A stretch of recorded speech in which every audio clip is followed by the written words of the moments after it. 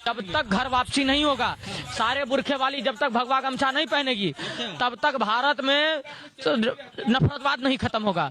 जब तक अफजल या इसकी औकात देखो, औकात, इसकी हालत तो देखो, इसकी हालत। पिद्दी ना पिद्दी का शुरुआ, एक कंटाप में 4 बार गिर गिर के उठेगा ये। हाँ भाई, एक कंटाप में 4 बार गिर गिर के उठेगा तू। कान खोल करके सुन ले, किस तरह की बकवासें कर रहा है तू, क्या भौंक रहा है तू। तेरे अंदर, तुम लोगों के अंदर इतनी हिम्मत आती कहां से आखिर, मेरे ये समझ में नहीं आ रही है। क्या खा लिया तुमने, क्या क्या क्या चीज खा के इतनी हिम्मत आती है तुम्हारे अंदर? कौन से माल खाते हो तुम जो तुम्हारे अंदर इतनी हिम्मत आती है? क्या माल खाते हो तुम भाई, समझ में नहीं आती तुम यार। और ये एक तरफ कोने में खड़े होके, एक बिल में खड़े होके, ये माइक पे खड़े होकर तुम इस तरह की हरकतें करते हो, इस तरह की गलाजतें तुम मुंह से निकालते हो। कभी मैदान में इस तरह की गलाजतें मुंह से निकालो तुम।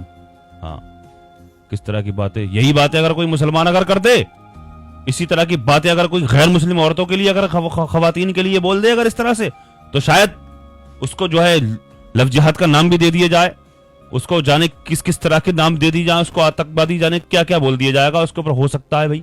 लेकिन इनकी लगाम टाइट नहीं होती है, इनको कोई इनके ऊपर किसी तरह की कोई कार्रवाई नहीं होती है। ये क्या संविधान के, मतलब संविधान को किस तरह से तुम लोग रोंद रहे हो यार?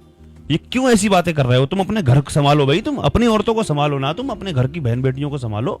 तुम्हें क्या मतलब है कि घर वापसी नहीं होगा, कि जब तक घर वापसी नहीं होगा, कि नकाब उतार के भगवा नहीं होगा, ये नहीं होगा?